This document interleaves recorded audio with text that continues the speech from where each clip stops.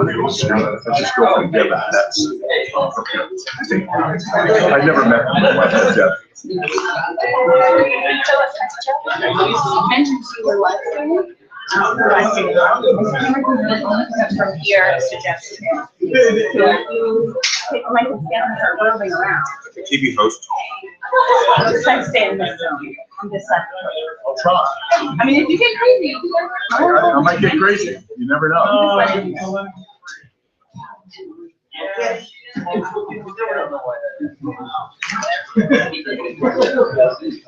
You see, Ewan is another test.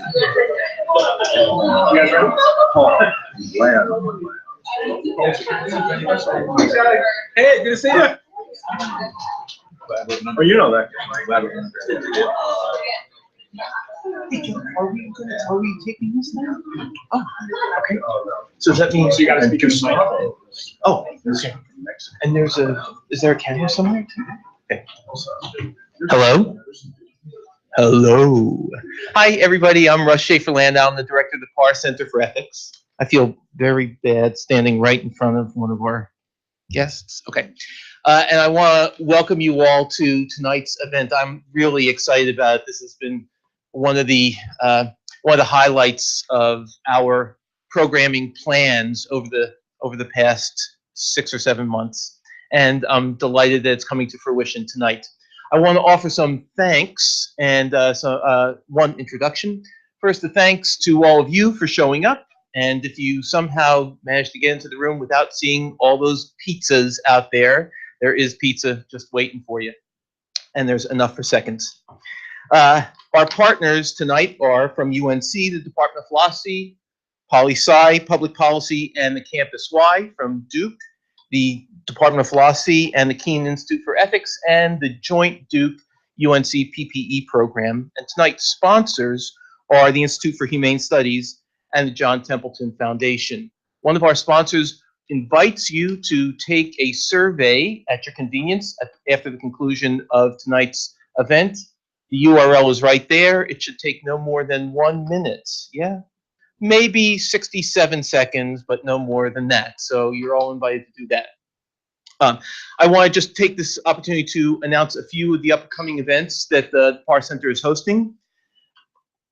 168 hours from right now, that is next Thursday at this very time, in this very room, Emily Baxter, who's the executive director of the program We Are All Criminals, will be here to discuss basically challenging our assumptions about what separates people with criminal records from those who do not have those criminal records. And that will be moderated by Maya Walker, who's with the NC Second Chance Alliance. Next month, we've got a lot of great events coming up. There's going to be a talk by Maurice Mitchell-Brody on the non-profit industrial complex, a performance of the play Mariposa and the Saint, followed by a panel discussion about solitary confinement, a forum with Will Potter, who's a journalism professor from Michigan, and our own Richard Meyer at the law school, about ag-gag laws, body cam laws, and other laws that restrict public access to information. And there'll be a talk by renowned Michigan philosophy professor Peter Railton on a topic of contemporary ethical interest. And now it's my pleasure to introduce my colleague, Dr. Jeff Sebo, who's going to be tonight's moderator. Jeff is the associate director of the Parr Center, and he's a research assistant professor of philosophy here at UNC. Before joining us a year and a half ago, Jeff had positions at the National Institutes of Health and Bioethics, and in animal ethics and environmental studies at NYU, where he also got his PhD. Jeff works primarily in moral, political, and social philosophy. He's the co-author of a forthcoming book with Routledge, whose title I should know, but I'm going to look at it anyway, Food, Animals, and the Environment, an Ethical Approach. Jeff also serves on the boards of a number of nonprofit organizations that are focused on animal welfare. And without further ado, I hand it over to Jeff. Thank you, Russ, and thank you everybody for being here. This is really exciting for me and for us to have everybody, and in particular our two speakers. So my role is going to be to introduce the speakers, and then let me also tell you what the format of our discussion will be so you have a sense of what to expect. We have two people who disagree about boycotts in every respect and will be fighting to the death about boycotts. Shelley Kagan and Walter Sinnott Armstrong. Each of them will give an opening statement for about 15 minutes outlining their position about whether we make a difference when we participate in boycotts. I will then spend about 25 minutes asking them some questions to expand the discussion and get them into a back and forth. And then there will be about 25 minutes for audience Q&A. And then depending on who wins, if Shelley wins, everybody has to walk home and eat vegan food for the rest of their lives. And if Walter wins, then we can all drive gas-guzzling SUVs to eat foie gras somewhere. Okay. With that said, it's my great pleasure to introduce the following two people. Walter Sinnott Armstrong, over here, who will go first, is Chauncey Stillman Professor of Practical Ethics in the Department of Philosophy and the Keenan Institute for Ethics at Duke University. He is core faculty in the Duke Institute for Brain Sciences, Center for Cognitive Neuroscience, Center for blah, blah, blah, blah, blah, millions of other things. He's published widely on ethics, theoretical and implied and meta-ethics, empirical moral psychology and neuroscience, philosophy of law, blah, blah, blah, blah, blah, many other things. Most recently, he is the author of Morality Without God, author of Moral Skepticisms, and editor of Moral Psychology, volumes 1 through 3. His articles have appeared in a variety of philosophical, scientific, and popular journals and collections. His current work is on moral psychology and brain science, uses of neuroscience in legal systems, and freedom and responsibility. So please welcome Walter Sinnott Armstrong. I'll introduce both of you. I'll introduce Shelley too and get it out of the way. So Shelley Kagan, right here. Blah, blah, blah, blah. He's written some things and taught some things. No. Shelley Kagan is the Clark Professor of Philosophy at Yale University. His main research interests lie in moral philosophy and in particular normative ethics. Much of his work centers on the debate between consequentialist and deontological moral theories, with publications on the nature of well-being, moral desert, 1S, utopia, and the connections between Kantianism and consequentialism. Kagan is a popular lecturer at Yale, known for his introductory lectures on death and ethics. His course on death has been turned into an open Yale course, which is particularly popular in China and Korea. He is also the author of 3 other books, The Limits of Morality, Normative Ethics, and The Geometry of Desert, again, 1S, along with dozens of articles. So please welcome Shelley Kagan. So Walter is now going to go first, and then Shelley will go after that. Hi, so thanks to Jeff and to the Parr Center and to Russ and to Shelley for coming and to all of you for coming. I appreciate it. Our topic tonight is boycotts. And it's timely because a lot of people are talking about boycotting Trump products and companies that sell Trump products. Those are springing up and there are bound to be more to come. And whenever there's a boycott, we have to decide, that is, you and I have to decide whether we are going to participate in it, whether we should participate, whether we must participate. It helps to think about these boycotts, these contemporary boycotts, in historical perspective. So one famous example was the Montgomery bus boycott, which was started by Rosa Parks in 1955. And for 381 days, many African Americans refused to ride on buses. They walked to work instead because they didn't want to support the practice of making African Americans sit in the back of the bus. That was actually eventually successful and segregation was ended. So although that boycott is a paradigm case, many other things are also called boycotts. One example that I'm going to focus on is walking versus driving. It's another case of that because some environmentalists refuse to drive whenever they can walk instead. They do so to avoid expelling greenhouse gases of the kind that lead to global warming. I'm going to call this a boycott in a very broad sense, although I recognize that that's stretching the term a little bit, and we can talk about its relation to more central cases of boycotts in the discussion period if we want to. So our question tonight is whether we, that again, you and I, are morally required to join this boycott. Conversely, is it morally wrong for us to refuse to join this boycott and then to drive our car when we could walk instead? So to make it concrete, I want to focus on a particular case. Just imagine that one Sunday afternoon, you've got a few free hours, you got nothing else to do, and you think to yourself, well, I could go for a walk, or I could go for a drive in the country, or I could sit on the couch and watch television, or I could take a nap. And you think about it and you decide to go for a drive, and it's just beautiful, and the sun is shining, and the wind is in your hair, and you have a great time. But then the question arises, is that driving just for fun? That particular act, is it morally wrong? Now, it's crucial to understand the question that I'm trying to pose here. It's about a particular act. You might have worked all week long for environmental causes, right? You might drive a lot less than other people, but those are going to be questions about your character or you as a person. I want to focus in on the particular act and ask about whether driving for fun on that particular Sunday is morally wrong. I'm going to assume also that driving doesn't break any promise. You didn't promise your spouse or anybody you wouldn't go for joy rides. I'm not going to consider the chances of hitting a pedestrian because you're driving in the country where there's going to be very little chance of that. And I'm not going to talk about the health benefits of walking because I want to focus in on whether that particular act is wrong for the particular reason of expelling greenhouse gases. Notice also, I want to get this question straight. Notice that I'm not asking whether it would be better to go for a walk instead of a drive. It might be, but the fact that something is better doesn't mean that doing something else is morally wrong. Many times acts are not morally wrong, even though something else would be better. I mean, just imagine there are two charities, and maybe it'd be better to give to charity A, but you don't like charity A, you don't like the people in that charity, or this, for some reason, charity B just appeals to you more. And so you help out this other charity, even though you admit it would be better. I don't think it's wrong for you at that point to help out charity B. In fact, you helped out a charity, you helped people in need. That was a good thing to do. So, similarly, with the case of walking versus driving, it might be that neither of them's morally wrong.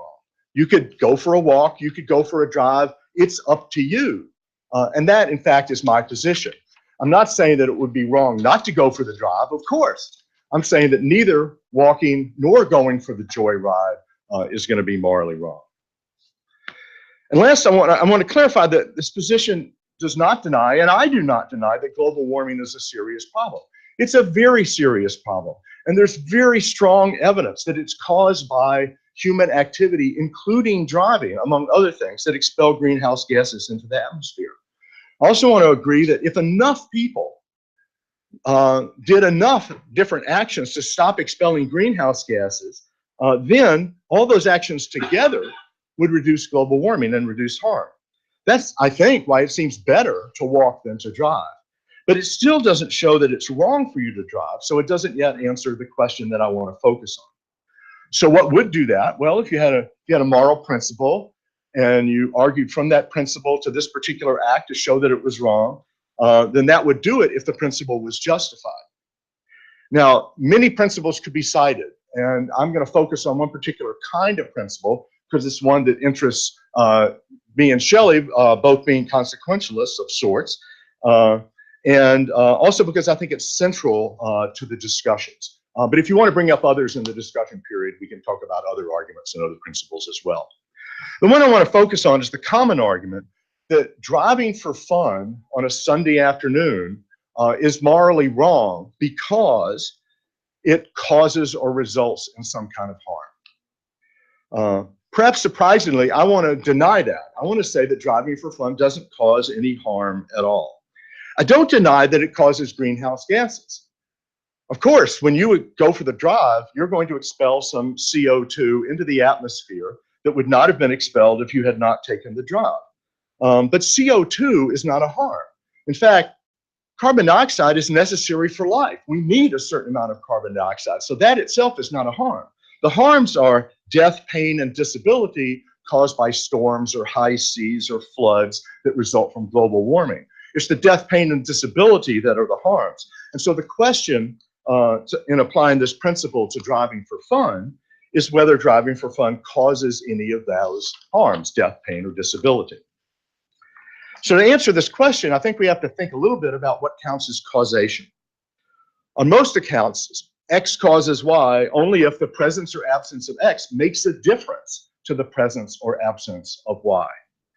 If you drive, certain CO2 molecules enter the air. If you don't drive, those molecules don't enter the air, or at least not at that time. So that's why driving makes a difference and causes those CO2 molecules to enter the air. In contrast, your driving for fun does not make any difference to global warming. If you drive, there's going to be global warming. If you don't drive, there's still going to be global warming. Global warming is inevitable either way. We've already put way too much CO2 into the atmosphere. Natural processes are putting more. We're continuing to put more.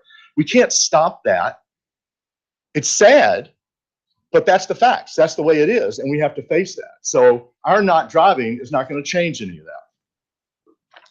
Now, critics might reply that, well, driving for fun, it might not cause global warming, but it can still contribute to global warming in the sense of making it worse.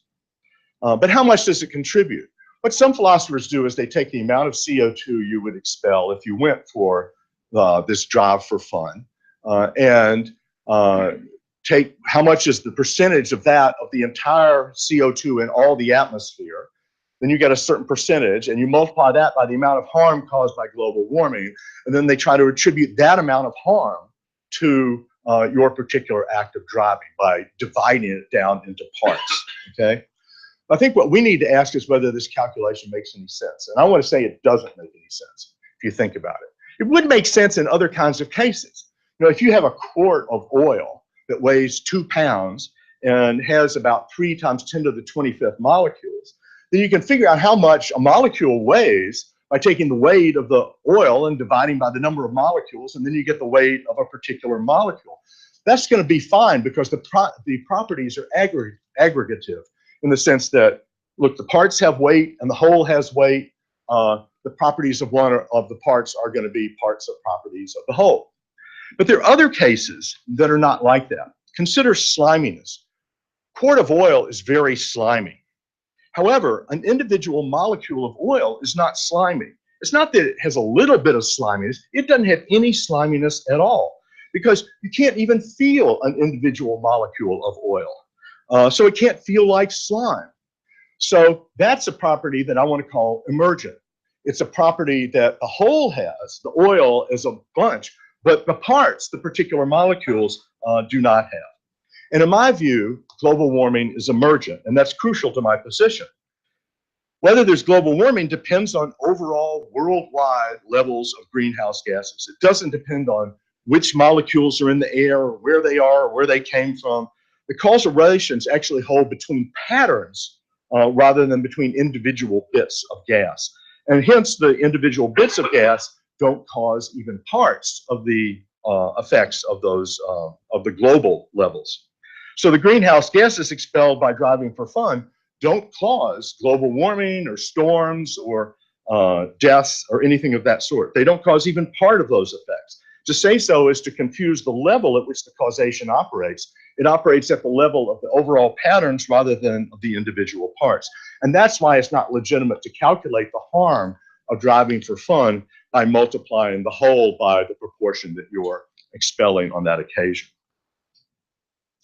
Now, the story would be somewhat different if there were some kind of precise threshold. Imagine that there's so much CO2 in the atmosphere that another molecule would tip the balance and cause a storm, which would cause a death. Then, when your driving adds a few molecules to the atmosphere, those molecules have some slight chance of putting us over the threshold and causing harm. The chances are very small, but the harms are great, so the expected utility might be very negative. However, that argument assumes that there is a precise threshold, but there's no such precise threshold in global warming. A few molecules are not going to make the difference between a storm or no storm. Indeed, the molecules that you expel by driving don't even add to the storm's strength. It's not as if you're expelling extra water molecules that are going to make the rain heavier than they were before. That's just not how it works. The most they might do is play a small role in trapping a little bit of extra heat from the sun, but we need some heat to be trapped. That's part of the natural process. And there's no way to say that the molecules that you expel are responsible for for putting it over a particular level or threshold. Okay, so some critics reply that driving for fun can still increase the probability or risk of harm by increasing the probability that we'll pass some threshold. I'm trying to go through different variations of this position. These critics aren't claiming that driving for fun is going to raise the probability of global warming. It can't raise that probability since that's inevitable. Instead, they claim that driving raises the probability of some harmful event, such as a storm or a flood. Well, I deny that too. Just as with global warming in general, what increases the probability of a storm or a flood is the overall temperature or level of greenhouse gases instead of the particular molecules, which after all leave my car and get spread throughout the entire world. To see the point, compare a giant flood of water rushing down the Mississippi River, and I pour a quart of water into the river at St. Louis, or a gallon. It mixes widely throughout millions and millions of other gallons in the giant floodwaters. And it seems to me there's no chance at all that the molecules from my gallon will cause a levee to break down in New Orleans. If the molecules from my gallon had not hit that levee, then what would have happened? Other molecules would have hit the levee and the same thing would have happened. It's a big flood after all, and there are millions of gallons rushing down. So there's no chance at all that my particular molecules will make a difference to whether the levee breaks. That's just not how levees break. So the flood would have happened anyway, and the harms would have happened anyway, and one more gallon doesn't make any difference. Similarly, the levels of CO2 in the atmosphere are already so high and growing so fast that adding a few extra molecules by driving for fun is not going to make any difference to any harm. Let me make one more point, which I owe to Ewan Kingston. Even if I'm wrong about causation and thresholds and probability, which I've discussed so far, we still need to ask, what would happen if I did not expel any greenhouse gases? The answer is clear. If my car hadn't been on the road, there would have been another car right after it, which would have expelled greenhouse gases. It's not like if I don't drive, other people aren't going to drive either. So the most that my driving can make as a difference is to slow the process down by a couple of seconds. The gases are going up. If I don't do it, it's just going to happen a little bit later. So, and it ends up being the same harm regardless of when it occurs. So my driving doesn't cause any harm. It only affects the timing, and the timing is not morally relevant. It's not even clear that storms are going to be sensitive to the fact that the gas entered the atmosphere a few seconds later. So it doesn't seem like that kind of effect can really be relevant to the harms. Finally, in case you're not convinced by any of that, I imagine that some of you still think that driving for fun does cause some harm and that those effects are enough to make driving wrong. Notice that this argument assumes a principle, that it's morally wrong to expel unnecessary greenhouse gases.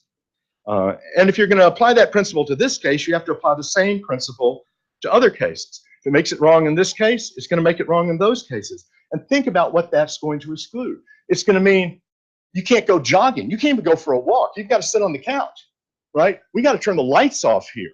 You can't be cooking your vegetables at night. You got to eat them raw. You can't take a warm shower. You've got to take a cold shower. All of those things are going to be unnecessary uses of greenhouse gases. And so they're going to be wrong on exactly the same basis, if, in fact, driving for fun is wrong. And I think that result is absurd. Any theory that invades our lives to that extent just demands too much of us. So if it's not wrong in those cases, it can't be right. If it's not right in those cases, it can't be right in the case of global warming as well. Or at least it can't be wrong to drive just for fun on the grounds that it causes harm by expelling greenhouse gases. That can't be the right reason. Of course, there might be other reasons. You might ask, well, what if everybody did it? You might ask, well, what if we're not doing our fair share to fight the problem? Those are going to be separate principles that I'll have to talk about later because I'm running out of time. And I'll be happy to respond to them during the discussion period. So in closing my opening remarks, let me remind you of what I don't claim. I admit that global warming is a very, very serious problem. I admit that it's caused by human activities, including greenhouse gases, that expel greenhouse gases, including driving just for fun. I admit that refraining from driving might be morally good, it might be virtuous, it might be ideal, it might be nice if we did it. My thesis is only that driving for fun on one occasion is not morally wrong on the grounds that it causes harm. Now, another topic that I've not addressed is whether other boycotts follow the same pattern as global warming. My answer is some do and others don't, because not all causation is emergent in the way causation is in the case of global warming. Recall the Montgomery bus boycott that I described. There, if one Black person were to get on the bus, then that might, in fact, encourage other Black people, discourage them from boycotting. Then they would end up getting on the bus, and the whole thing could break down because of the symbolic value and the communication between people and the visibility of what's going on. It might encourage the bus companies to keep going and try to make it through the boycott because they think it's likely to end, and so on. The symbolic value would be very important there. But that's not the case with going for a joyride.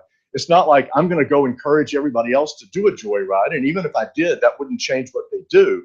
So it's not going to have anything like that type of effect. And that's why I think the greenhouse gases case is different from other boycotts. They're just not a uniform group, and we have to look at each boycott one by one. So there's a lot more to discuss, a lot more types of boycotts, but I'm out of time now. So I want to thank you for listening. I look forward to your questions.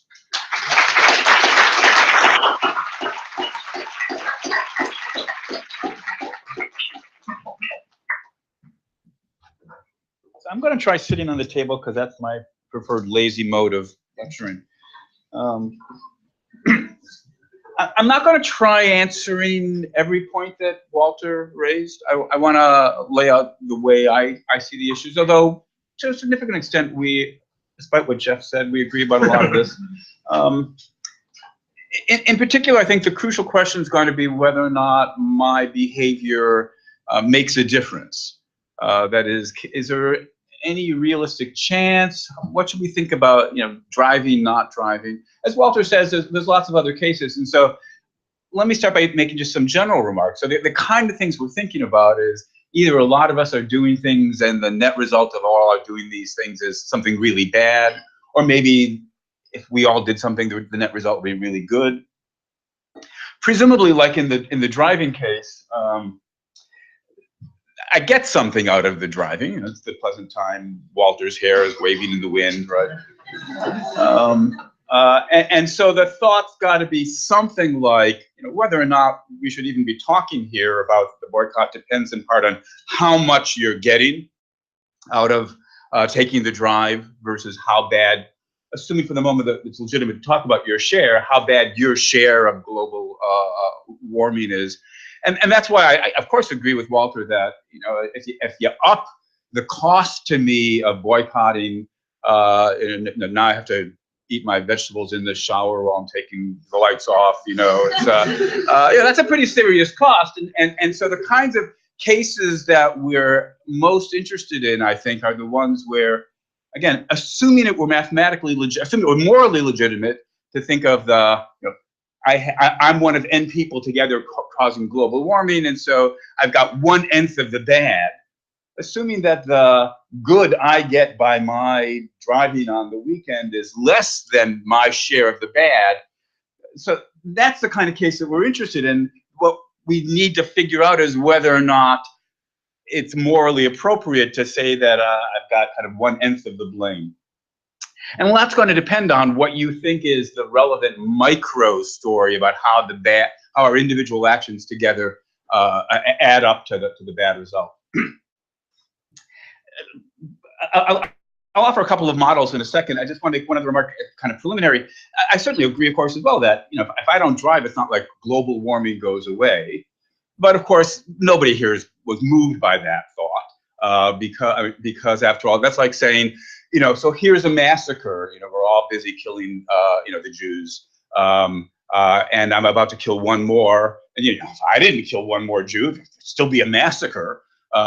Nobody's going to think that's any kind of relevant argument for us to whether or not I should be, killing one more of the Jews. So again, the question is really, do I make a difference, right? Because of course there'll be a smaller massacre if I don't kill one more Jew, and that's the relevant question we want to have. Will there be less global warming if I don't do it. So here's a couple of possibilities. I don't actually think what I'm about to say the first one applies to the global warming case, because it's kind of a no-brainer. If things work like this, we wouldn't be here wondering about it. If every single action made that 1/n of a difference, so the n of us together produce global warming, and if I didn't drive, there'd be 1/n fewer car drivings, and so there'd be 1/n fewer amount of global warming, then we'd all say, since by hypothesis we're thinking about a case where my share of the bad is greater than the individual good I got by going for the drive, then we'd all say, okay, yeah, the bad that you're producing outweighs the good, and so obviously, you shouldn't do it, special circumstances aside. All right. But that's not what's going on, as Walter is emphasizing in the global warming case. He also said, look, what you might think, he doesn't think, but you might think, and indeed I do think, it's more like this, that every group, there's a certain number of us, such that if we stopped driving, there'd be a significant amount less global warming. So just to kind of get our heads around it, just pretend, because this is obviously completely unrealistically simplified. Suppose there's just 100 of us together by driving create global warming. And then if you had a situation where if only 90 of us were driving instead of 100 of us, then there'd be 1/10 less global warming. And if only 80 of us were driving instead of 90 of us, there'd be 2/10 less global warming. So as Walter pointed out, in a situation like that, the relevant moral thought would be something like, if I'm part of a group of 10 people who've decided not to drive, then we together will have reduced global warming by 1/10. I've got, what are the chances that I'll be one of the 10? Suppose that there was these kind of triggering threshold levels, 90, 80, 70. One fewer icebergs melt, or whatever it might be. The flood only makes it 10 feet less high up, and so fewer people drown on the shore. If that was the way it worked, then it wouldn't have to be that every single individual action reduced the bad effects of global warming by your bit. But if 10 of us together reduced, stop driving, then there'd be 10 units or 10 shares of global warming reduction. And so if you do the math, you do the expected utility calculation, you say, in the absence of special information to the contrary, what's going on is, what are the chances? Well, it could be that 87 people are going to drive today, or maybe 85 people are going to drive today. What are the chances that I'm part of a group of 10 people who decide not to drive today? One of the even the tens. You'd have, roughly speaking, a 1 in 10 chance of being in a group that was large enough to cross one of these thresholds. And so when you do the expected utility calculation, you'd have a 1 in 10 chance of having reduced global warming by 10%. And so that's still, your expected utility is the 1%. It's not as though you actually do necessarily reduce by that 1%. It's rather that you've got a certain chance of being part of a group that will make this larger difference because of these thresholds. Now, Walter concedes all this, and he just thinks that's not the right way to think about global warming either. The right way to think about global warming, Walter says, is nobody's individual's action makes a difference. And again, here we don't mean to the question, can you eliminate global warming, right? That's not going to happen. But that nobody individual's actions makes a difference. The following thing is supposed to be true about this kind of case, and indeed a lot of other cases that have this structure. That if none of us do the action in question, the results are good overall, no global warming. And if enough of us do it, suppose it's 100, then the results are bad.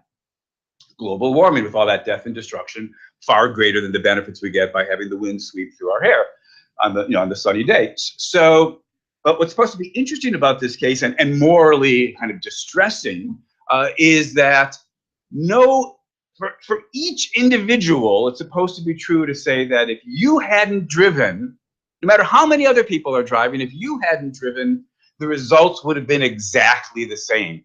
A few more molecules here and there can't make a difference to the amount of ice melting and how much flooding there is and so forth. Right? And so if that's the right way to think about the case, and Walter, of course, thinks it is, then we think, oh, okay, so in terms of consequences, we can't really justify boycotting because you're not making your individual actions not making a difference. It's going to be exactly as bad. And what I want to say is, I know it's very tempting to think that that's the right structure. I actually think that's not the right structure. And the reason I think it's not the right structure is because I actually think no case ever could conceivably, not just as a matter of empirical fact, as a matter of kind of math, no case could have that structure. So I want to say the kind of case that Walter thinks global warming is in fact impossible. Obviously, it's impossible. Global warming doesn't have that structure. How much time have we got left? Oh, you're good. Yeah, but how good is good? Take 7 more minutes. Okay, good. All right. So you may actually have to prove what I just said. That's a pity. Okay. So here's the kind of case. I'm going to make it very, very, again, simpler, because of course the numbers are much larger with global warming. But the idea is supposed to be that if none of us do it, there's no bad effect. If, let's say, 100 of us do it, there's this really, really bad effect. And yet it's supposed to be true that if 27 people do it, the effect's no different than if 26 people had done it. You know, for any number of people that are doing it, it's supposed to be that the results would have been exactly the same if one person more had done it, one person less had done it. Here's the argument that says that can't possibly be true. All right, so suppose we start with nobody doing it. Then we've got a good effect. Now imagine one person doing it. By hypothesis, no addition, if the case has the kind of structure Walter's saying it has, by hypothesis, no addition over the number you previously had makes any difference. Since no people doing it has a good effect, one person has to have the same effect as no people doing it. Since no people doing it has a good effect, one person doing it has a good effect. Okay, now suppose we ask ourselves, what would be true if 2 people did it? Again, by hypothesis, one person's action can't make any difference. So the result of 2 people doing it has to be exactly the same as the result of one person doing it. Because we just saw one person doing it by hypothesis is supposed to be no problem at all. So 2 people's got to be no problem at all. You can see how this argument's going to go. So 3 people's got to mean no problem at all. So 27 people's got to be no problem at all. So 98 people's got to be no problem at all. 99's got to be no problem at all. And 100's got to be no problem at all. Because for each case, as you added that extra person, it made no difference, right? And so that means, by kind of zipping back, we have to have with 100 people doing it exactly the same result that you would have had if no people had done it, which was good. But by hypothesis, the idea is supposed to be that if 100 people do it, the result is bad. That's obviously a contradiction. So something in our assumptions have gone wrong. It's not controversial here that if nobody's driving, we don't have global warming. If everybody's driving, we do have global warming. So the only assumption left to challenge here is the one that says it's possible to have cases with this kind of structure where each individual action, it's true of it that if they hadn't done it, the results would have been exactly the same. I have just proven, I believe, that that cannot conceivably be the case, which means that the global warming case does not have the structure Walter takes it to have. What it actually has, I think, is something more like the threshold structure, where, and again, we don't have to think that there's a precise number, but we think that, you know, there's a certain number of reductions in driving that would reduce by a noticeable, morally significant amount the amount of damage from global warming. And no doubt there are many such places along the way, you know, given the hundreds and millions of us who are contributing to pollution, there are many such numbers. Maybe it takes 1,000 people to get the first noticeable reduction and another 1,000 to get the next reduction, or 10,000, whatever it might be. But there's going to be these thresholds. And so what each one of us can say is, I may not be part of a group that's about to cross one of these thresholds, but it is the case for all that there's a chance You know, maybe if it takes 1,000 to cross another threshold, then I've got a 1 in 1,000 chance of being part of a group that would cross that threshold. Now, and if that's right, then you do the expected utility calculation and so forth and so on, and then you end up saying, oh, so now it turns out that I really shouldn't be driving after all. Now, of course, there can be exceptions. I mean, suppose the following thing was the case, and here I suppose I should try to wrap up. Suppose the following thing was the case, that in order to reduce this is certainly not plausible, but you'll see the kind of the extreme version of the case. Suppose that in order to actually we've now put so much greenhouse gases into the atmosphere that in order to do anything at all to reduce the suffering and destruction, every single person on the planet would have to stop driving. Well, that's never going to happen. If that's what it would take to cross the threshold, then of course you would know for a certainty you're not going to be part of a group that's going to cross the threshold. Less extreme, you know, if scientists told us that, you know, 10% is too much, 90% of all people on Earth have to eliminate kind of contributing to the carbon footprint and so forth before we cross any threshold at all, then you might say, no, we're never going to get that at all. But that's a much stronger claim than anything that Walter gave us any reason to believe in.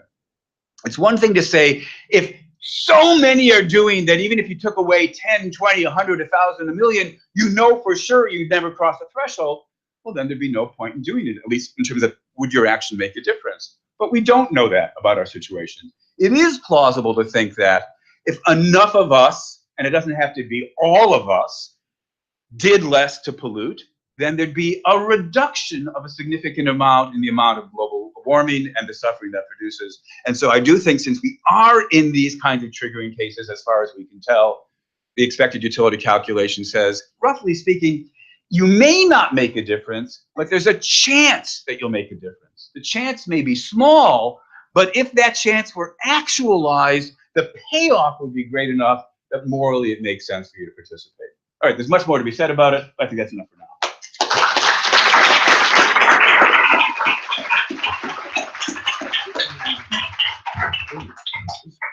No, that's so good. Okay, thank you to Shelley and Walter. Now I'm going to ask some questions designed to expand the discussion and to think about some other moral considerations, as well as some other kinds of boycott, so that we can bring some more issues into the conversation. And then we can have a group discussion, and you can all ask questions and make comments as well. So the first question that I have for you is, so far the debate has been about a fairly narrow, though very important issue, of course, which is whether we make a difference with respect to global harms like anthropogenic climate change when we participate in boycotts, for example, driving a gas-guzzling car. So the discussion has been about, do we make a difference with respect to these global harms?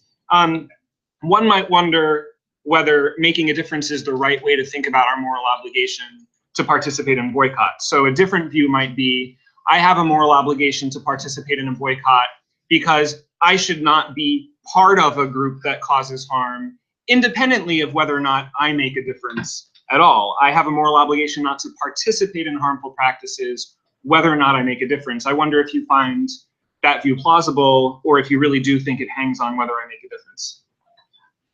You want to go? So I think merely being part of a group that causes a harm is not going to be enough. The example I give in my article was Bush, issued back, I think it was $600 to every taxpayer in this, big tax break. Now, I think actually cashing that check, everybody cashing their check, harmed the country. Namely, it increased the deficit and created problems in the way the government was running and produced all kinds of harms. But I don't think there's anything wrong with me cashing my check when I know everybody else is going to cash theirs anyway, and $600 less in the deficit isn't going to make any difference. So there might be some cases where you're being part of a group that causes a harm does make a difference, like in the case of killing a bunch of people in a prisoner of war camp. But that's because you're killing that one person right there. They're right in front of you, and you did it intentionally, and that's a very different situation than the kinds of cases we're talking about. So sometimes it might, but it certainly doesn't always make it wrong that you're part of a group that's causing harm. So I have a slightly different take on it, although the bottom line is the same. I don't think appeal to participation and complicity per se does it. So let me just sort of step back. Walter said in his very opening sentence or two that he and I share a kind of broad commitment to an approach to ethics called consequentialism. And the thought behind that is that right and wrong's a matter of the results of what you're doing. And that's why it's important to me to try to make the case that I was just trying to sketch, that really there's a chance that you will make a difference, and why Walter, having the opposite view about whether or not you really will make a difference in terms of your individual action, why I think, given his conclusion that you won't, he thinks, well, so it's okay to continue driving. So people who think, like Walter, that your individual action won't make a difference, but who are not so wed to the consequential way of thinking about it, sometimes start saying, here's what we need to introduce into our moral theory. We need to introduce some kind of prohibition against participating or being complicitous in the group. You're part of the group that together make this mess. And it doesn't really matter whether or not your individual action made a difference. It's morally objectionable to be part, right? Now, my own view is that there's no way to make that principle work without sneaking in at some point some view about whether or not your action made a difference. Because suppose, look, it would be one thing if what we all did was, we were members of the Nazi Party and we've got our little ID in our wallets. Like I've got my ACLU membership card in my wallet, right? So yeah, I'm a card-carrying member of the ACLU, right? But of course, that's not what's going on in the pollution case, right? None of us are. I'm a card-carrying member of the Let's Destroy the Environment Club. So the question is, who is participating? Now, here would be a natural answer. Anybody who, if they didn't do what they were doing, the results wouldn't be so bad. That would be one way to identify who's participating. Look, suppose that we say, for example, here's all, you want to, people who are attracted to complicity want to point to all the people who are driving the cars and say, those are the ones who are participating.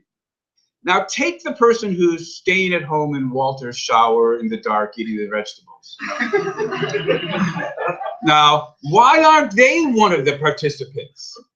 Why aren't they somebody who also gets tarred and feathered with the charge of, you were complicitous, you were part of the group, and what answer can we possibly give other than, of course I wasn't part of the group, because of course, if I hadn't been in the shower or been, whatever, sitting in the library instead, the results would have been exactly the same. I think there is no way in the absence of card-holding membership to pick out who's part of the group that you want to condemn, except by smuggling in an appeal to who made a difference. And that's where I think appeal to complicity won't really solve the problem if we can't already solve it in consequentialist terms. Okay, great, thank you. So another way that we can expand the discussion is by extending this conversation to other kinds of boycotts. So the initial focus has been on boycotting practices that contribute to global climate change. There are all sorts of different distinctions we can make about kinds of boycotts, though. So, for example, we can distinguish coordinated boycotts from uncoordinated boycotts. So this might be an example of an uncoordinated boycott where we each decide for ourselves whether or not to be part of the problem or part of the solution, maybe identifying our participation by our impact. We can also distinguish boycotting harmful practices from boycotting businesses, from boycotting states, and different reasons for doing that, maybe because of the direct harm they cause, maybe also for the political opinions they express along the way. So do you regard any of these distinctions, so coordinated, uncoordinated, boycotting practices, businesses, states, boycotting them for direct impact versus indirect impact? Do you think any of that makes a difference in terms of the difference we can make as participants or the ethics of having an obligation to participate? Good. I guess I would say sometimes, coordination makes a difference. Sometimes that was my example of the Montgomery bus boycott. When it's coordinated and some people break the line, that discourages others, and then there's a chance it's going to break the whole thing down. Partly because it's such a local thing, and the coordination is crucial. to it. So I think, you know, the differences among boycotts sure do make a difference sometimes. There's some boycotts that I think, yes, you are, you know, probably morally required to participate in those boycotts. But those are going to be the rare exceptions, because if we say that people are morally required to participate in every boycott, they're just, you know, there's going to be a lot of things you can't do, and there's going to be a lot of time you're going to be spending, you know, boycotting this and that and this and that. So I would much rather take the view that it'd be ideal, be nice if you participate in the boycott, but you have some freedom in deciding which ones you're going to do, and you don't have to do them all. Mm-hmm. So I'm going to say something close, but I'm going to, as usual, take much longer to say it than Walter. So remember, I sketched an argument, the upshot of which was that there aren't really cases where your action is, individual action, guaranteed not to make a difference, unless you know for a certainty that you have too many people performing the relevant action. In the kind of cases that actually arise, what you've got is a chance of being part of a group that will cross some threshold. Now, what I said was, in the absence of information, then you have no reason to think the cohort people participating is going to be this size versus that size, and so you've got to assign equal probabilities to each of the sizes of the possible participants in the boycott, and the expected utility calculations come out supporting you doing the boycott. What coordination does is it changes the information you've got. If you know that there's a group that's organizing publicity successfully, this is gaining traction, it's snowballing, that of course makes it all the more likely that if you join the boycott, the next threshold will be crossed. When you've got lack of any kind of coordination, you're back on kind of just, I don't know anything special. In fact, it could in principle go the other way.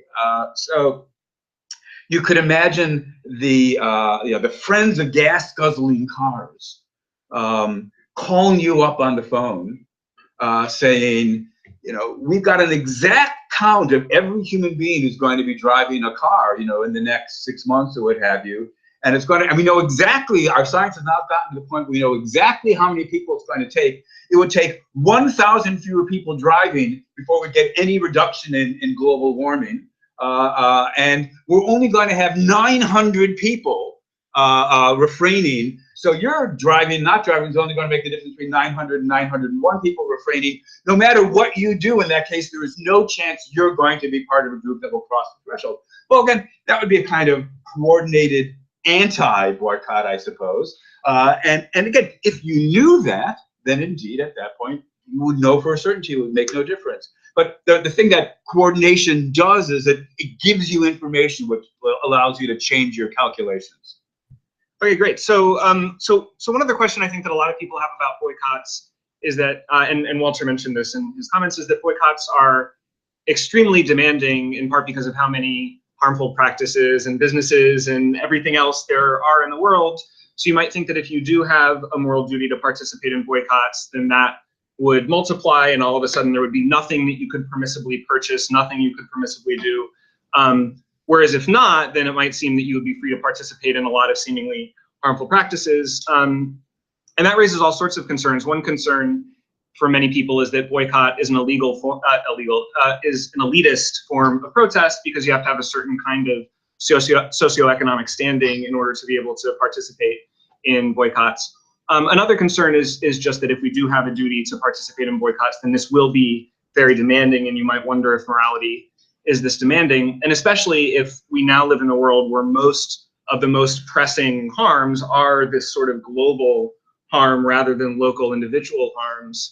You might wonder that your view commits us to a not demanding enough morality, and that your view commits us to a too demanding morality, right? Because you might think, on one hand, that if we accept Walter's view, then we don't make a difference when we participate in global harm, so we can have 15 children and we can eat whatever we want, and we can drive gas guzzling cars everywhere, and we don't have to worry about voting, because of course voting probably won't make a difference in the individual case.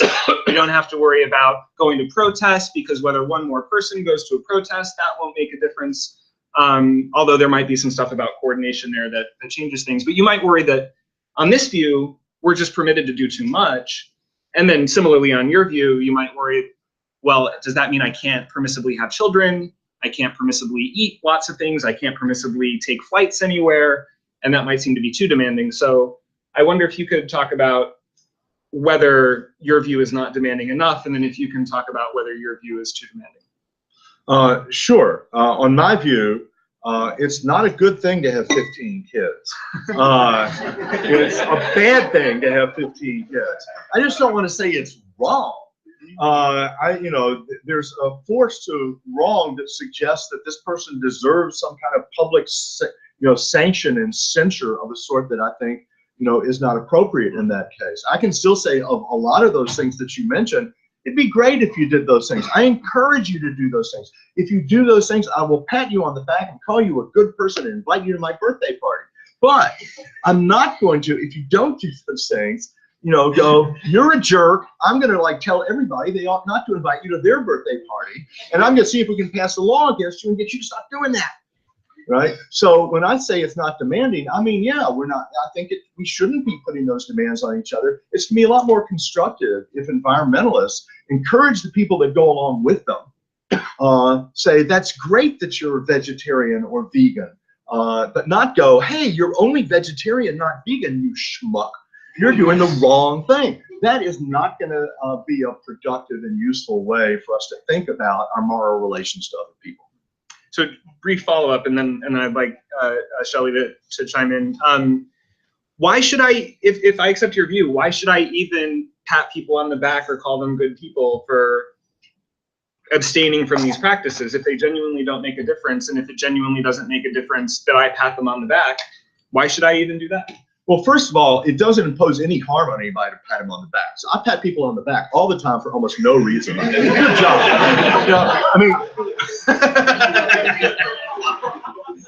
So what the hell? Now, is it going to do any good? Maybe not. That's assault in some states. Yeah, so I think, I tend to say the grounds for encouraging can be quite slight. And, I would love to have you as part of the group because it'll make the group happier and better. But I'm not going to, impose negative sanctions on you for failure. Shelley? So I actually agree with the central point of what Walter just said, which is, if you look at it from a consequentialist perspective, if we go around complaining or worse about anybody who falls short of making their maximal contribution to making the world a better place, you're not going to end up encouraging people to make their maximal contribution. You're just going to discourage everybody. And so this needs to be parsed out more prudentially or with an eye towards encouraging people. So people who are doing more than average should be encouraged. Pats on the back or verbal, attaboys or attagirls or whatever it might be. And we should save our condemnation for people who are towards the bottom. On the other hand, you originally asked the question about, is the morality that I believe in too demanding? Notice that the question about how demanding morality is really orthogonal to the question that Walter and I are disagreeing about. I mean, even if it was just a matter of, I suppose that for every $10 I give to Oxfam, I could save a life. In fact, that's true, right? And so here, there's not a matter of can you make a difference. It's just the case. You could make a difference by going home and emptying out your bank account, your checking account, and writing the check to Oxfam. And so even when we've settled the question, could you make a difference, is still the question, and how much of a sacrifice do you have to make the difference you can make? Now, as it happens, I also happen to believe you've got some pretty hefty moral obligations here, far more than what most of us are comfortable admitting to ourselves. But as I said, that's really a debate for, I think for a different day. But there's one other point that your opening question raises, which I want to touch on kind of the, the hundreds or thousands or tens of thousands of boycotts and consumer choices that you might want to make. I really should learn the person I'm about to, the name of the person I'm about to quote, because I quote them enough, but I've forgotten who this is. It was in an article on animal ethics about becoming a vegetarian, where similar issues arise. And they were quoting from somebody else who was talking about slavery. Now, suppose that you lived in pre-Civil War America, you're opposed to slavery, so of course you do not want to be participating not only in having slaves yourself, but you want to avoid all products that are tainted by slave labor. And what the quote went on to say is, here are the things you would have to avoid, right? You had to avoid clothing, you had to avoid iron, you had to avoid rope, you had to avoid glue, you had to, absolutely every product in America was tainted directly or indirectly through resources, labor, manufacturing process, whatever it might be, with slavery. It was impossible to avoid. But of course, that doesn't mean then, and so since it's impossible to avoid, so you might as well just go ahead and have slaves, right? You're going to pick your battles. Okay, great. So I'd like to open it up now in case other people have questions. Just to give you a heads up, we are live streaming this event, so everything you say will be recorded and placed on YouTube forever and ever and ever. But will not be used against you in the court of law. Except the microphone won't pick up your voice too well. So if you could please keep your questions concise, and then Walter and Shelley, when they answer your questions, will attempt to repeat it so that those viewing at home can hear what you have to say. So who has a question or a comment or an objection or an argument? Yes. Yeah, so thanks a lot, both of you. I've got just a follow-up on the answer that you gave, Shelley, on that there's no way to distinguish this group. Because the idea is that, what you're doing wrong is that you're being part of a group that's causing harm. You said this guy who's eating cold vegetables in the shower, it's very hard to say what makes him not part of the group other than he's making the difference. But what about if you were more on Walter's line and you said, well, this guy isn't making a difference either, but he's not part of the group because what defines the group is if everyone acted like him, there would be no problem. That's the sort of criteria for entry in the group. And if everyone acted like the gas guzzler, then there would be a problem. So does that not escape the idea of it? Good. So I should try to repeat the question for the sake of posterity and YouTube out there. Though you're nicely loud, but so the thought was, look, here's a way to solve the worry I had. If you try to use a complicity principle, how are you going to pick out who's part of the group? And the answer is, you kind of gave a familiar Kantian-like argument. If everybody did that, the question is really then becomes, what's the that, such that if everybody did it? Now, as it happens in some of these cases, it's driving, right? But there'll be other cases where Walter does one kind of polluting activity, and I do another kind of polluting activity, and you do a third kind of polluting activity, and she does a fourth kind of polluting activity. And there's no that we can pick out other than everybody together jointly results in a lot of pollution. And if you ask, why isn't the person in the shower one of that group? There's no individual act description that applies to everybody other than, or so it seems to me, these people contributed to the pollution. If they hadn't done it, there would have been less pollution. And so it's got to be that there's some difference like that we can still point to. And the only thing I would say is this argument is very common. What if everybody did that? But I always thought, like, that's a really bad argument. There are many things that are totally fine that if everybody did them, they'd be horrible. Like not having any kids. If everybody had no kids, it'd be horrible. The race would die out. But that doesn't mean it's morally wrong to decide to not have any kids. So I don't think you can choose what's right or wrong in a particular case by asking, what if everybody did that? There's also the problem of what's that? No, and indeed, just to follow up on that thought as well. And so you start saying, you've saved the test arguably by saying, what if everybody in a context in which this many people were doing it, what about then? But then I think you're just Yeah. going to go back to, okay, so in this context, does this individual action make a difference or not? Other questions? Yes. I think that I found interesting that there's a particular, and of course we're taking a consequentialist perspective. I feel that the ontological perspective is like not so popular. So if we focus specifically on the consequentialist, we are assuming that all these actions are actually private.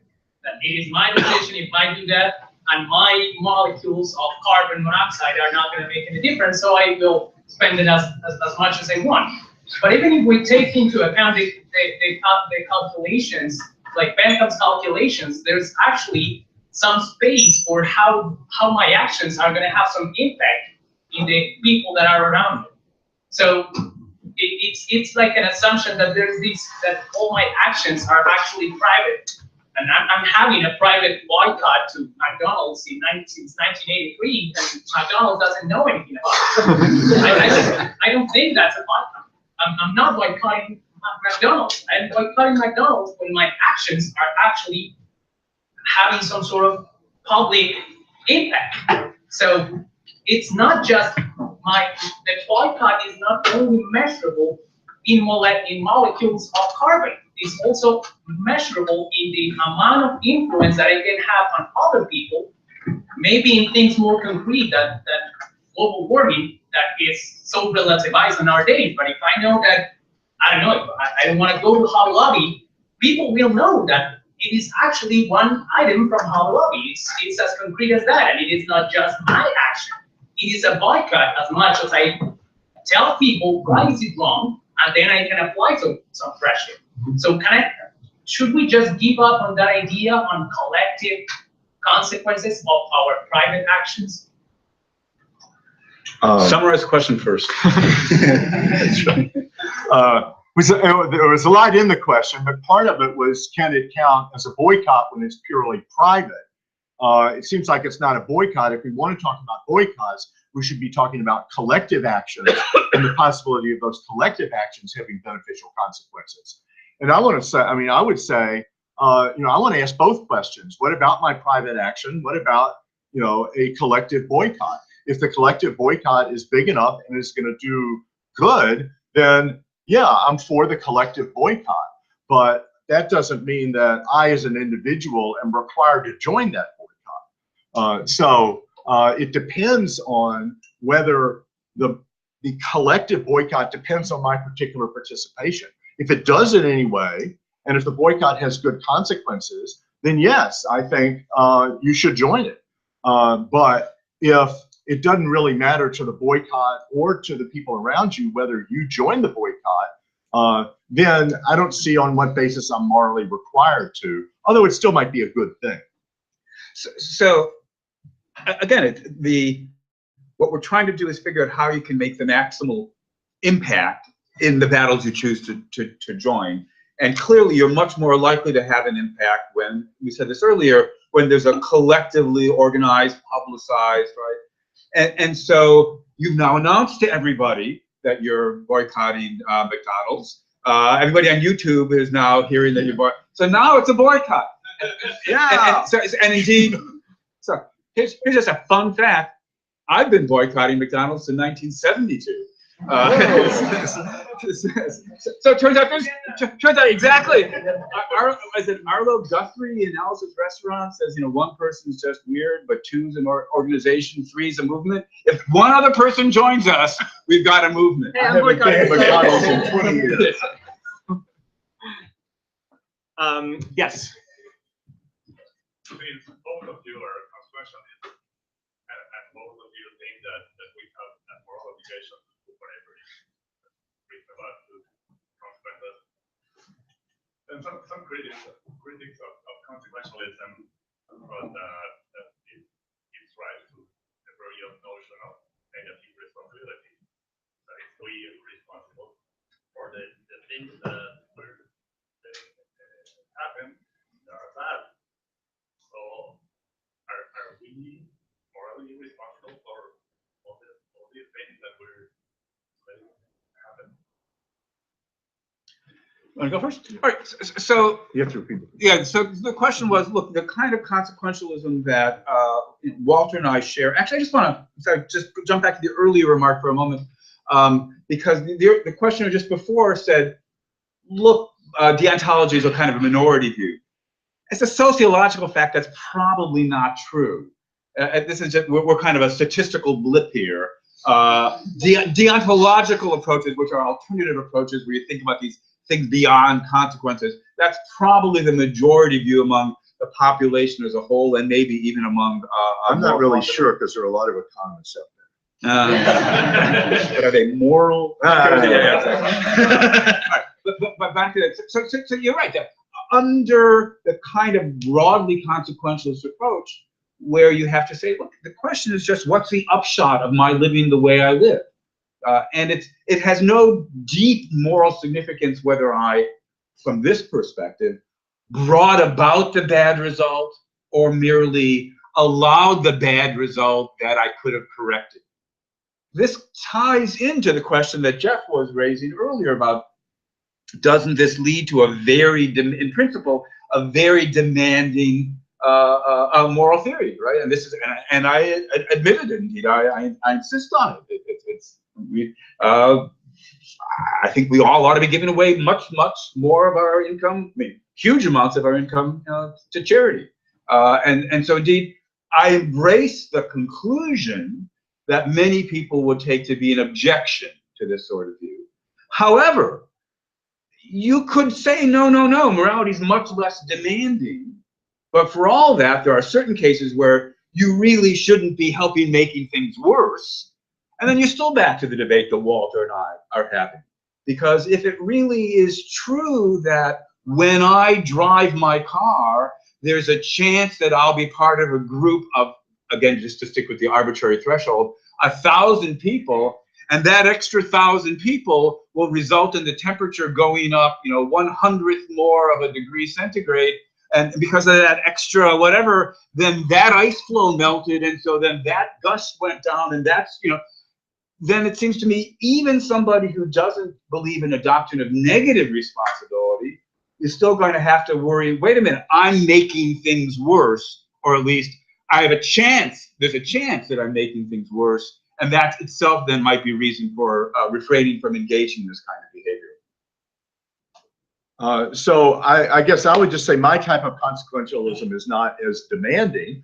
Instead, it sets forward ideals. I mean, I think what the principle of utility or consequentialism says is you ought to do what's best for the world. But ought doesn't mean you have to, you must do it, it's wrong not to, you've got an obligation, you've got a duty. It doesn't mean any of that stuff. Yes, it does. No, it doesn't. And so I want to distinguish those two. And I think you can do that within consequentialism. You can still invite people to your birthday party, but they really must do all those things. Yeah. Well, I disagree. So so notice even within consequentialists, you can have different levels of demandingness. But notice that it might. I mean, to what extent is it just a verbal description? You demand it. You say it's wrong, right? I go, well, it'd be a lot better. That's a pretty bad thing to do. We're both agreeing it shouldn't be punished. Yeah. Right. So that's right. So there are deep theoretical differences, but it's not clear there's much practical difference. The practical difference in these kinds of cases is what types of sanctions are appropriate for people who fail. It seems to me, and that's that we might agree on, even if we're using the terms differently. Yes. So my question is the fact that it's actually going to go into oblivion.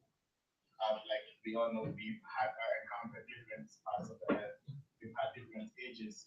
So if the earth is actually going to get destroyed eventually, we driving or having a free joyride as the world will have any moral implication at all. Like if the world is eventually going to end, you have to do whatever the moral implications of it. Well, the world. I'm sorry. The question. You got to repeat the question. The question is, if the world is going to end anyway, then it doesn't make any difference.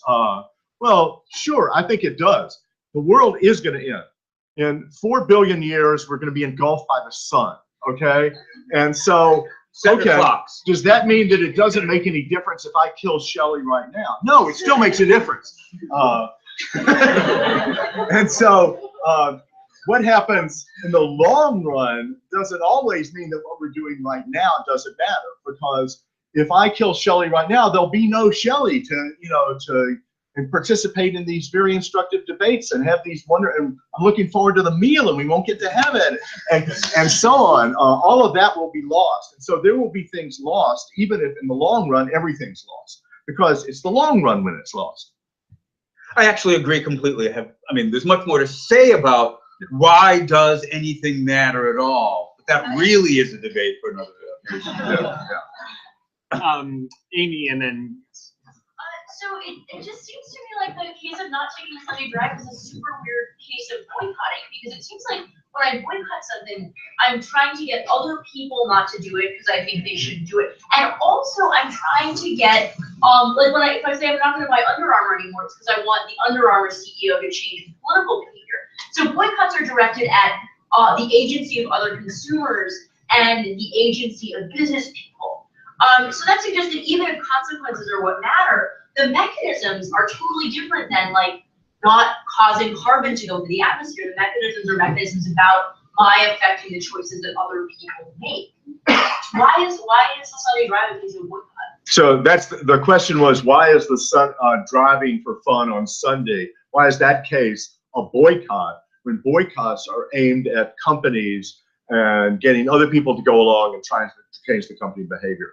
And I'm perfectly happy to say it's a stretch of the word boycott. If you don't want to call it a boycott, that's fine with me. But I think the same thing would apply if you added those two features. So if I said, for example, I'm sitting there on the Sunday afternoon and I say, well, I could refuse to go for the drive. And I know these friends of mine are walking instead of driving, and I would be joining them. And maybe my not driving on this Sunday is going to take some of the political clout away from the oil companies because I'm not going to be buying their products quite as much or something like that. And then it sounds more like a boycott.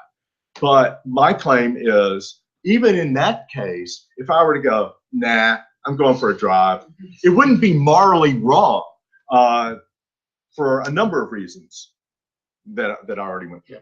Yeah, so I mostly agree. That is to say, you're probably right about the use of the word boycott in English, but in some sense, as far as Walter and I are concerned, the deeper issues are the underlying questions. Can there be cases that have this, as it's sometimes called, collective action structure, where together we bring about a really bad result, or a really good result? If 1 million of us boycotted McDonald's, right, then maybe McDonald's would change their way they treat their labor and so forth.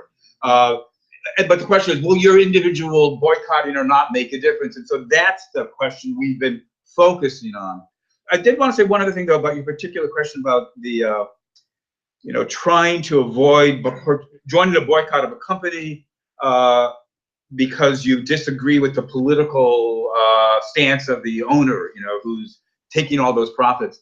So I find that actually a very intriguing question. I mean, genuinely, unlike everything else where I'm prepared to just pontificate endlessly, I'm here really of two minds about this. So I remember, 30 years ago, when I lived in Chicago, the president of Domino's, the owner of Domino's, was right wing. I forget what he was, but it was bad. Right. I'm old. I can't remember anymore, but it was bad, right? And so the people had a boycott about Domino. Don't buy from Domino's Pizza. So I was troubled by that, because I thought I could easily imagine the tables being turned, where some left-wing person, now the Republicans are saying, I don't remember what he's doing, but it's bad. Some left bleeding heart, tree-hugging granola stuff, right? And so I found myself uncertain as to whether or not that was an adequate ground for boycotting. I'll just extend the anecdote slightly. I'm curious what Walter thinks about that political question. But I asked, because I was puzzled, I asked my colleague, Jerry Dworkin, who's a very fine moral philosopher, about this. I said, look, I'm thinking about not eating from Domino's, getting the pizza from Domino's because of the political, and CEO. What do you think? And Jerry's answer was, why are you ordering that crap? There are so much better pizza places in Chicago. So I never really did get the answer.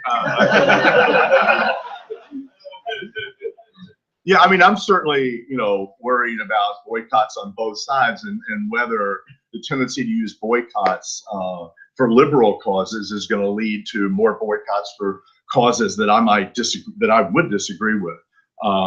But I think there's also an element of sometimes you boycott somebody who's actually on your side and has your political views. One of the very first boycotts I ever participated in was a boycott of Gala wine because of the way they treated their the field workers.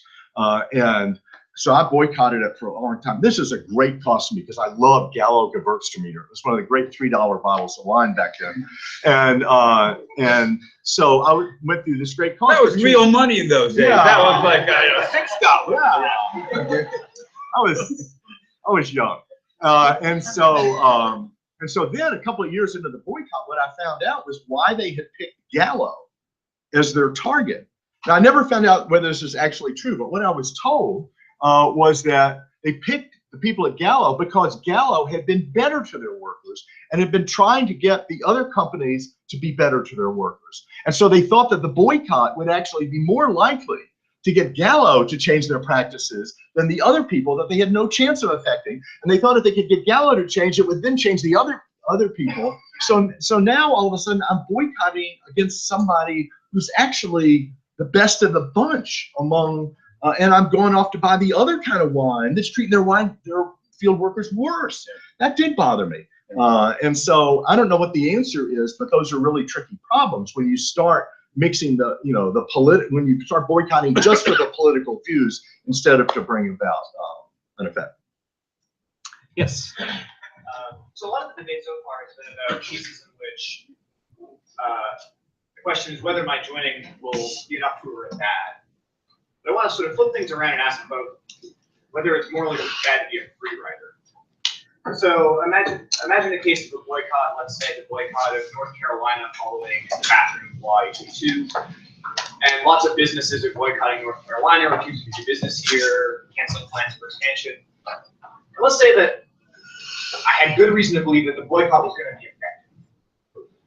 And that there was enough businesses already boycotting North Carolina that my additional boycotting it wasn't going to make a difference.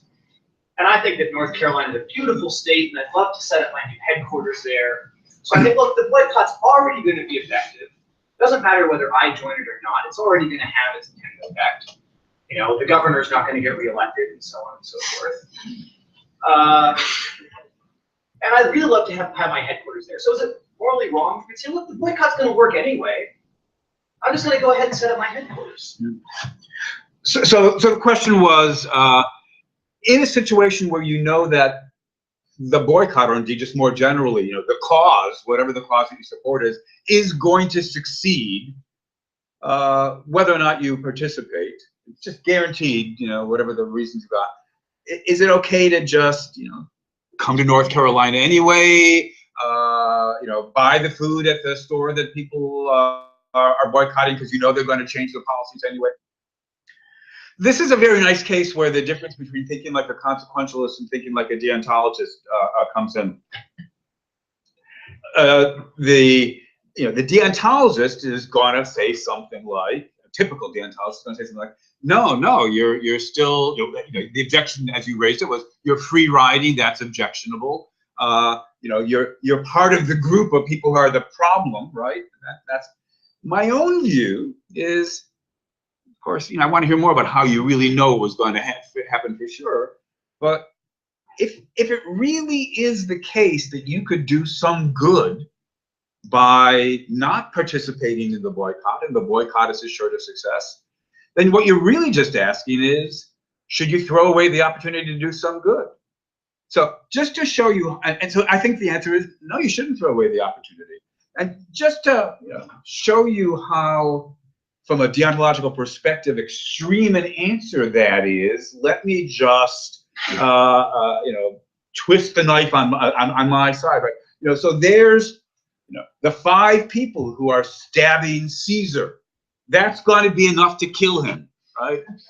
And suppose somebody comes along and says, and if you says to Brutus, if you stab Caesar too, I'll give these $10 to Oxfam. You should stab Caesar too. That is actually what I think you should do, provided, unrealistically, of course, provided that you know for sure that you're not going to encourage other people to engage in further assassination attempts and so forth.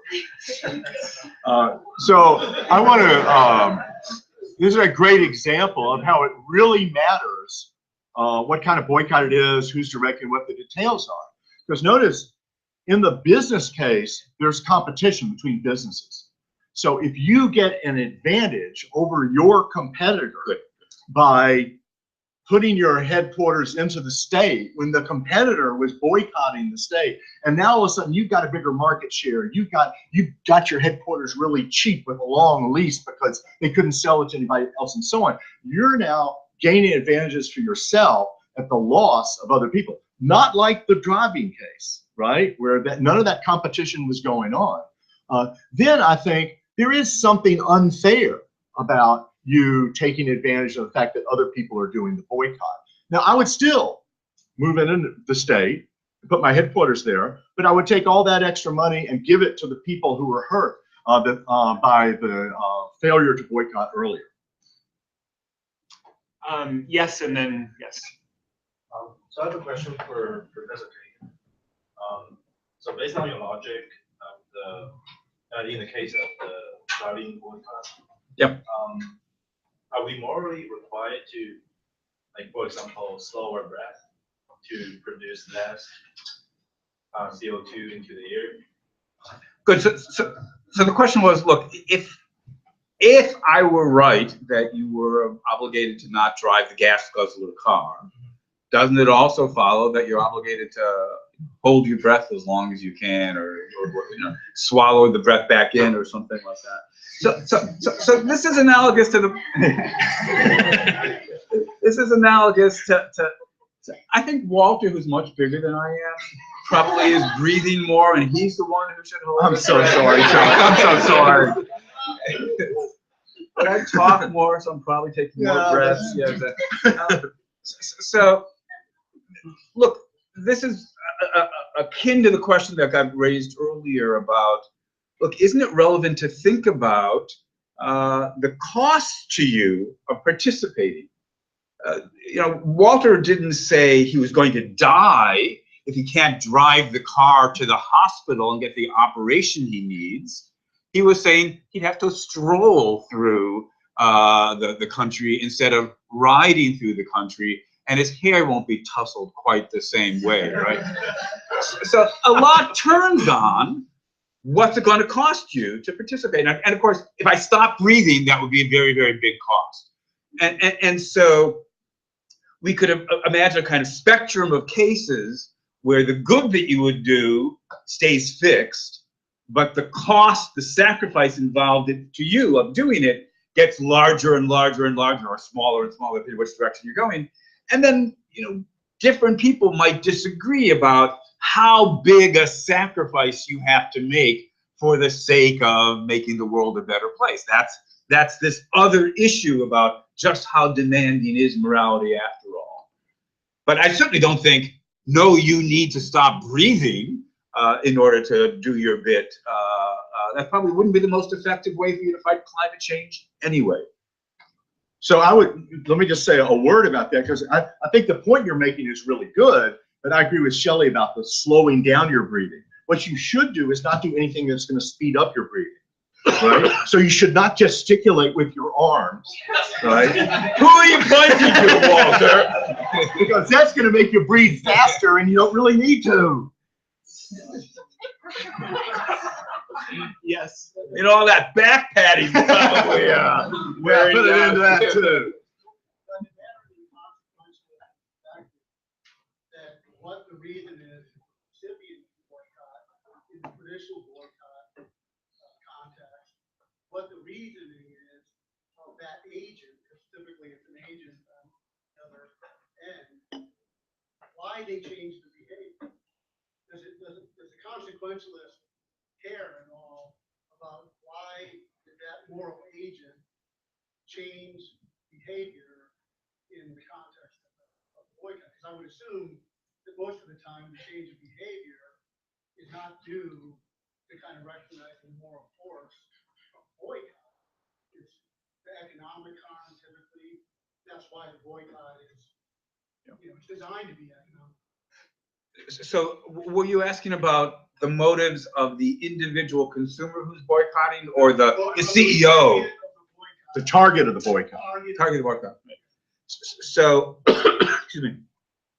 The question was, do the motives of the target for changing, so we'd like them to change because they now care about the environment, but in fact they're just going to change because their profit line is going down.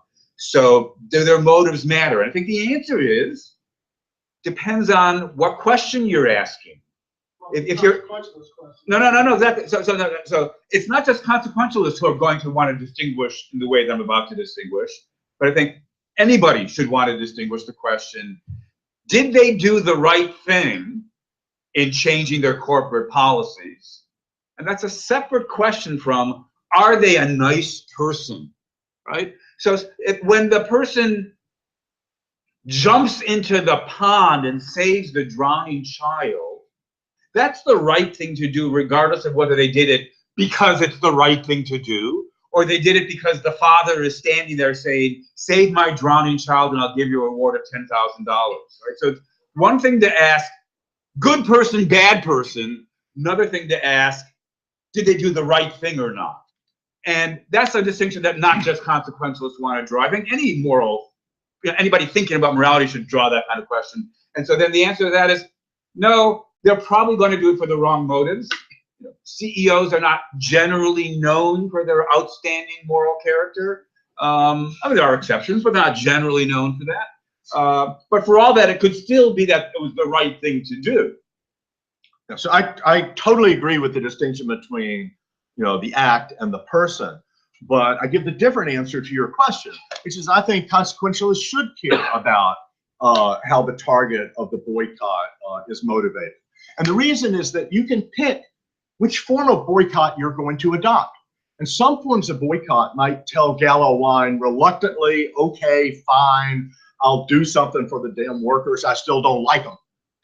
Whereas another form of boycott might make them realize that these workers are people that deserve to be treated with respect, and then they start treating them with respect for the, out of the motivation of wanting to treat them with respect. And my suspicion is that the second form of boycott is going to have longer term, better consequences than the first form of boycott. So if you can, in addition to bringing the target of the boycott along with you, if you can bring them along for the right reasons, then that's going to be better. You want the Montgomery Bus Company to not just kind of reluctantly say, okay, fine, we'll let black people into the front of the bus. You want them to say, damn it, they deserve to be allowed in the front of the bus. We're glad to have them in the front of the bus. We're happy to end segregation. That would make everybody a lot better off. And so we ought to formulate our boycotts so as to bring about those beneficial effects and not just the change in behaviors. Even with the consequentialists, so this is yes. criticism. You don't just treat moral agents as if there are any other lever of consequences that you could achieve, that they might be different in a way that has to be taken into account, and maybe consequentialist viewpoints don't adequately respect that That consequentialist viewpoint don't adequately respect what? The fact that you're using another human being as the lever of your consequence, right? How you're achieving your consequences. So the complaint is that if you're a consequentialist boycotter, you're using the target of your boycotting as a means to get to achieve the goal. If you're not appealing to their respect for other people. So a Kantian might say that's a reason to favor what I described as a second boycott, which convinces them that they ought to be behaving better, instead of the first where they're doing it reluctantly only for their self-interest. A deontologist might say that's another reason, but I think a consequentialist has plenty of reason already to say we ought to formulate our boycotts so that people end up going, darn it, they're right. I should have been treating these people better. We have time for one final question. Matt? So I find myself at least somewhat inclined to boycott large corporations who have viewpoints that are different from my own. But I don't find myself at all inclined to do that for more local interactions. If I'm going to hire someone to do my taxes or frequent a local restaurant or something like that. I really don't care at all what political views are of people. I was wondering if you see any rational. I mean, not sure I see any rational basis for this thing. The claim or question was just that there's the questioner revealed of himself that confessed. Yeah, that would be the he confessed. He opened his heart to us and confessed that he's happy to boycott large impersonal corporations because of their political views and CEOs, companies, what have you, but not for local. And so I'm just intrigued by that. So I'm going to ask you to confess a bit more. So this is just an example. By means of, in hopes of preparing for this, I was reading a book about consumer choices over the last week or so, and they had a very nice example where you're at the local farmer's market, right? And they have a sign up above the vegetable bin saying, we proudly give 10% of all our profits to the Aryan nation. Are you really telling me you wouldn't have qualms at that point? Matthew Hodson, associate. Of the philosophy department. Global local distinction was settled now. I'm back from an eBay from a guy. I don't really care what his views are about, hey, he supports Trump, whatever. I don't, I'm just buying it. Because you don't know. But if his eBay site had little swastikas on it, saying, 10% of all our eBay earnings go to supporting white supremacy, take back our country, you would care, wouldn't you? Yeah, okay.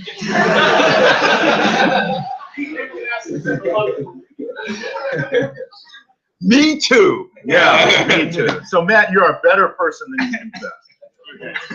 So I guess we can agree on that. Yes. All right. Well, thank you, Walter and Shelley, and thank you everybody for coming. Of course, and thank you again to IHS and Templeton for sponsoring us. Again, if you'd like to fill out the survey, you can follow that link, post it over there. And now, based on what you've decided, go live either an impoverished life or a very fulfilled life. Oh, so I don't remember this one. Are you? That was great. So I haven't written my book on consequentialism, but it's going to be a contrasted version of consequentialism, where it's always This is better than that.